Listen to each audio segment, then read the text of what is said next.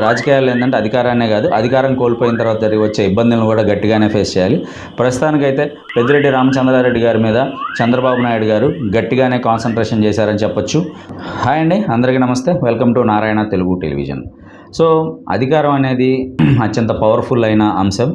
అధికారం కనుక కోల్పోయినప్పుడు ఖచ్చితంగా అధికారం పోవడం వల్ల వచ్చే అనేక రకాల ఇబ్బందుల్ని రాజకీయ పార్టీలు, రాజకీయ నాయకులు ఖచ్చితంగా ఎదురు చూడాలి, ఫేస్ చేయాల్సిన పరిస్థితి. ప్రధానంగా ఈరోజు పెద్దిరెడ్డి రామచంద్రారెడ్డి గారు వైఎస్ఆర్సీపీ అధ్యక్షుడు వైఎస్ జగన్మోహన్ రెడ్డికి అత్యంత సన్నిహితంగా ఉన్నారు. అదేవిధంగా జగన్మోహన్ రెడ్డి గారి ప్రభుత్వంలో మంత్రిగా కూడా వ్యవహరించారు. ప్రధానంగా చిత్తూరు రాజకీయాల్లో వైఎస్ఆర్సీపీ ప్రభుత్వంలో అత్యంత కీలక పాత్ర పోషించారు పార్టీ తరఫున. కుప్పంలో చంద్రబాబు నాయుడు గారు ఓడించడానికి శతవిధాలుగా ప్రయత్నం చేశారు. కుప్పం వైసీపీ ఎమ్మెల్యే భరత్ వెనకాల నిలబడి చంద్రబాబు గారిని ఓడించడానికి శతవిధాలుగా ప్రయత్నం చేశారు.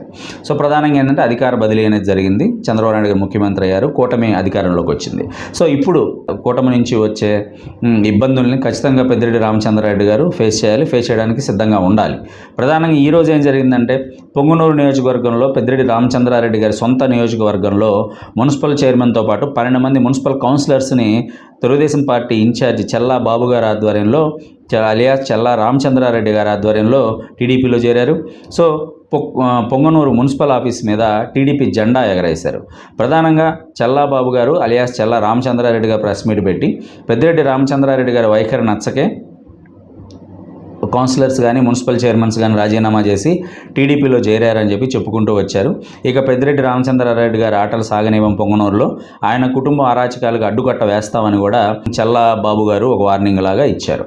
ప్రధానంగా ఏంటంటే అధికార మార్పిడి జరిగింది. దానివల్ల ఎదురయ్యే ఏదైతే రాజకీయాల్లో ఏంటంటే టిట్ ఫర్ టాట్ అనేది ఖచ్చితంగా ఉంటుంది.